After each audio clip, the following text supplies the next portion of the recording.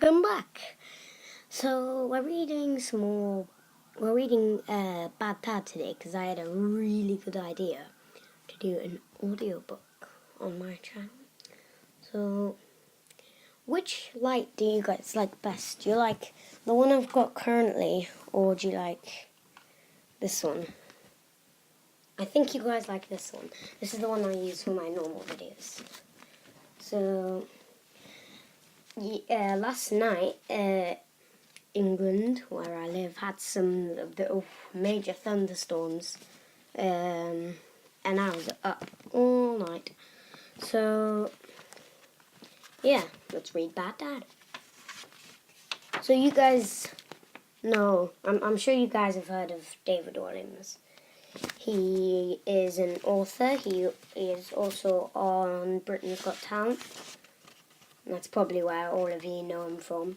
But he's an author as well. So yeah. He also is in most of his movies. So yeah.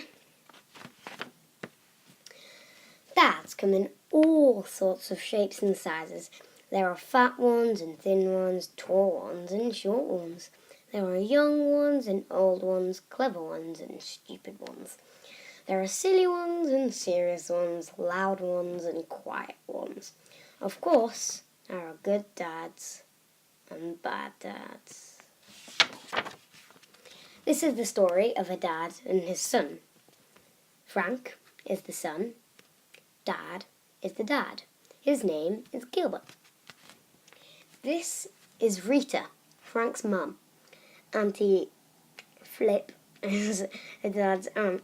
He babysits Frank sometimes.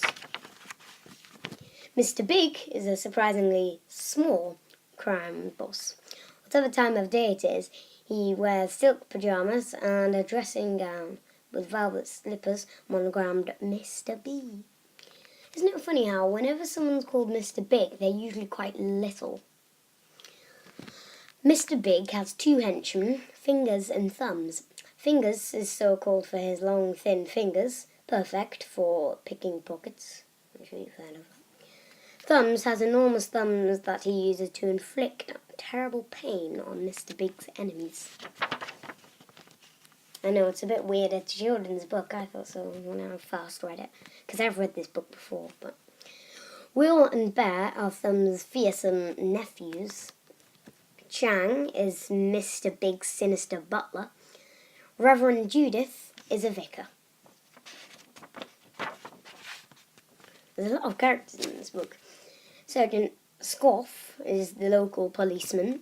Mr. Swivel is a one-eyed prison guard. It's not that good if you're one-eyed and you're a prison guard.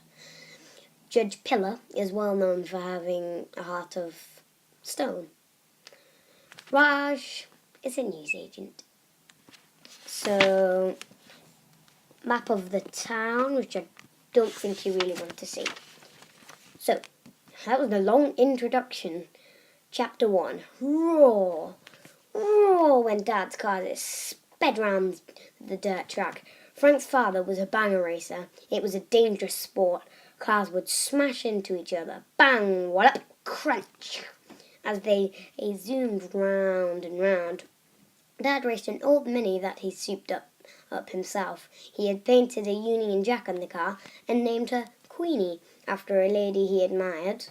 You obviously know who that is. Her Majesty the Queen. The car became as famous in racing circles as Dad. Queenie's engine made an unmistakable sound like a lion. Roar! Dad was king of the track.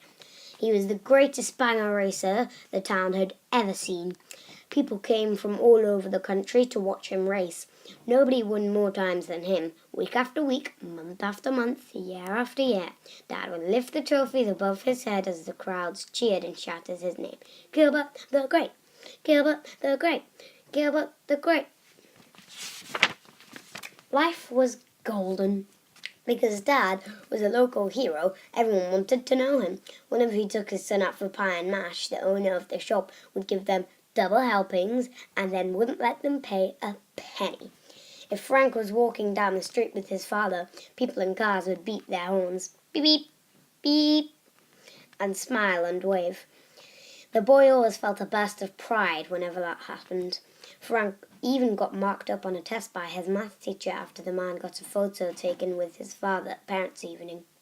No one was a bigger fan of Dad than his own son. The boy worshipped his father. Where's that noise? Can you guys hear that? Tell me in the comments. The boy worshipped his father. He was a hero to him. Frank longed to be just like his dad one day, a champion race car driver. His dream was to one day drive Queenie. As you might expect, father and son looked alike. Both were short and round with sticky out ears. The boy looked like someone had put his dad into a shrinking machine. Of all the children at his school, Frank knew he was never going to be the tallest or the #this little word. So if you go to school, if you're young like me, I'm 9, then don't include this word. Handsomest, not a word. #, not a word. You say most handsome, or the strongest, or the cleverest, or the funniest. But he had seen the magic and wonder his father could create with his skill and courage on the racetrack. More than anything, he wanted to taste that. As for Dad, he forbid his son from watching him race. A night I would start with 20 cars speeding around the track, and by the end there would be one car still standing. Drivers often got badly injured in the pile-ups, and sometimes spectators did too if the cars crashed into the stands. "It's dangerous, mate," said Dad. Gilbert always called his son mate. They were father and son, but best friends too.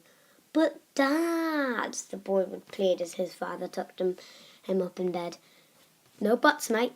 Don't want you to see me get hurt." "But you're the best. You'll never get hurt." I said, "No buts. Now come on, be a good boy. Give us a huggle and go to sleep." Oh, by the way, a huggle was what the pair called their special embrace. It was halfway between a hug and a cuddle, hence the name. Dad would always plant a kiss on his son's forehead before he went out to race for the night. As for Frank, he would close his eyes and pretend to be asleep. However, as soon as he heard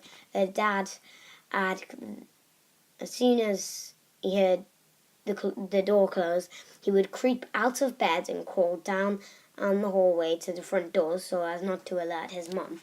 The woman would always shut herself in her bedroom and speak in hushed tones on the telephone whenever her husband was out of the house. Still dressed in pajamas, the boy would run all the way to the racetrack. Just outside the stadium was a huge tower of rusty old cars that had been smashed up in previous races. Frank would climb to the top of the pile. There he had the best view of the race. The boy would sit cross-legged on the roof of the highest car and watch all the bangers speed by. Every time his father's Mini Queenie zoomed past, roaring as she went, the boy would cheer. "Go, Dad! Go, Dad!" Dad had no idea his son was up there. Man barred his son from watching him race because he feared the worst might happen. One night, it did. Okay, I'm going to leave it there till the next episode.